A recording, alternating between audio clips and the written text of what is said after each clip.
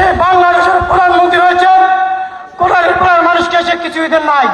টুঙ্গিপাড়ায় প্রায় 200 শতক অফিস আদালত সুইপার থেকে এক্সাইজ সরকারি কর্মকর্তা কর্মচারী করেছেন। কোটালীপাড়া কিছু পান নাই। টুঙ্গিপাড়ার মাটিতে গরম ভাত খায়, আপনারা পান্তা ভাত পান না। তা আমি একটা কথা বলতে চাই, কোটালীপাড়ার সর্বস্তরের জনগণকে আমার নেতা এসএম জেলানি, আমার বড় ভাই এসএম জেলানি, আপনাদের প্রতি উদাত্ত আহ্বান, একটা ভোট তাকে ভিক্ষা খয়রাত দিয়েছেন এমপি বানান।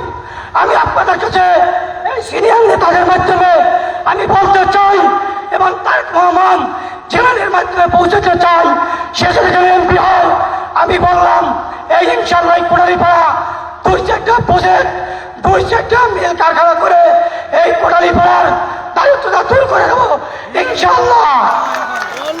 ভাইরা আমার, আপনাদের ভাই ভাই এই সরকার পালিয়ে গেছে, আর কোনদিন আসতে পারিবে না। আজকে বলতে চাই দুঃখ। যাই হোক, অনেক সিনিয়র নেতৃত্ব বক্তব্য রাখবেন, আজকে আমি বক্তব্য দেবো না বেশি সময়। তা আমার জন্য আপনারা দোয়া করেন, তারেক রহমানের জন্য দোয়া করেন এবং ম্যাডাম খালেদা জিয়া অসুস্থ, দুজনের চিকিৎসা ভিজিয়েছেন, তার জন্য আপনারা দোয়া করেন। তারেক রহমান জিন্দাবাদ, খালেদা জিন্দাবাদ, শহীদ জিয়া। সবাইকে ধন্যবাদ।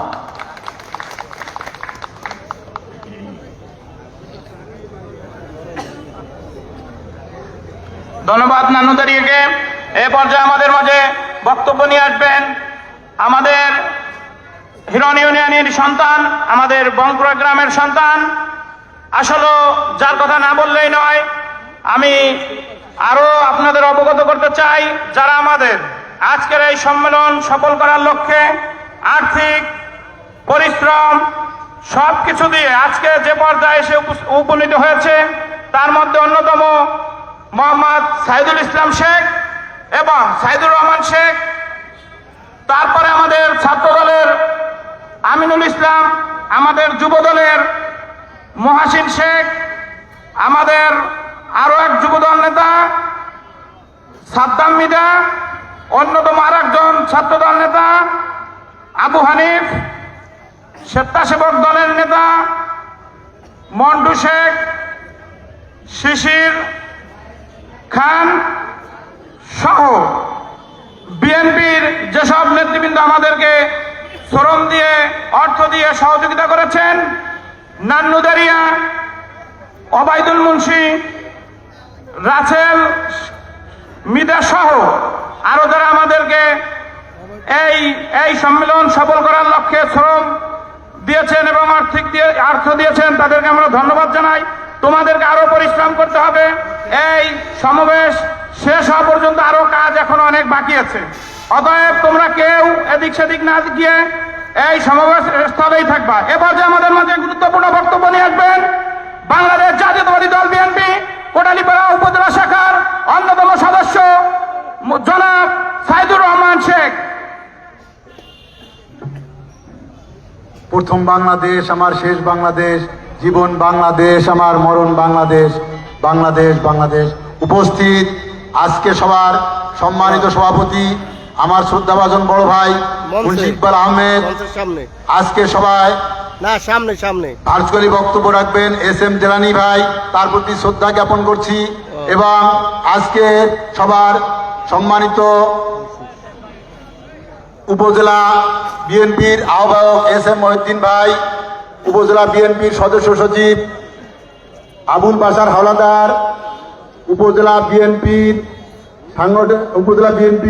যুগ্ম সচিব ফাইজুজ্জামান, পৌর বিএনপির আহ্বায়ক শ্রদ্ধেয় বড় ভাই ইউসুফ আলী দাঁড়িয়া এবং পৌর বিএনপির সদস্য সচিব বন্ধুবর ওয়ালিউর রহমান হাওলাদার সহ উপজেলার যুবদল, ছাত্রদল, স্বেচ্ছাসেবক দলের নেতৃবৃন্দ এবং আমার প্রাণের সংগঠন বাংলাদেশ জাতীয়তাবাদী দলের সম্মেলনে উপস্থিত আমার প্রাণের ইউনিয়ন হিরন ইউনিয়নের সম্মানিত সদস্যবৃন্দ, সবার প্রতি আমার সালাম, আসসালামু আলাইকুম ওয়া রাহমাতুল্লাহ।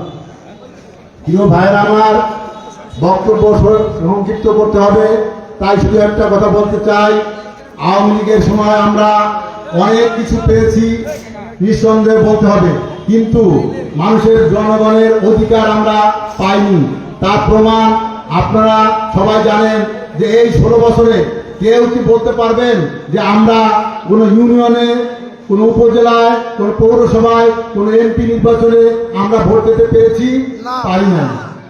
আমরা কোন নির্বাচনে আমাদের মনোনীত প্রার্থী, হয়তো আমি একজনকে ভালোবাসি, তাকে চেয়ারম্যান বানানো হয় নাই, হয়তো আমি একজনকে ভালোবাসি, পছন্দ করি, তাকে মেয়র বানানো হয় নাই। এক নায়কতন্ত্র কায়েম করা হয়েছে, একজনের ইচ্ছা কায়েম করা হয়েছে, একজনের মতামত বাস্তবায়ন করা হয়েছে। একেই বলে ফেসিবাদ। ফেসিবাদ শব্দের অর্থ হচ্ছে যে একজনের ইচ্ছা পরিকল্পনা বাস্তবায়ন করা। আপনারা জানেন 2041 সাল পর্যন্ত ক্ষমতায় থাকার অভিপ্রায় নিয়ে অগ্রসর হয়েছিল এই একনায়কতন্ত্রের পোষক শেখ হাসিনা। অতএব বাংলাদেশের জনগণ, ছাত্র জনতা আন্দোলনের মাধ্যমে এই জনগণের অধিকার ফিরিয়ে এনেছে। এই জন্য যারা আত্মাহুতি দিয়েছে তাদেরকে আমরা শ্রদ্ধা জ্ঞাপন করি। আর আমরা শুধু একটা কথা বলতে চাই, হিরন ইউনিয়নে আগামী নির্বাচনে, আগামী দিনে উন্নয়নের ধারাকে অব্যাহত রাখার জন্য, যেহেতু আমরা সবাই কি চাই, উন্নয়ন চাই, আমরা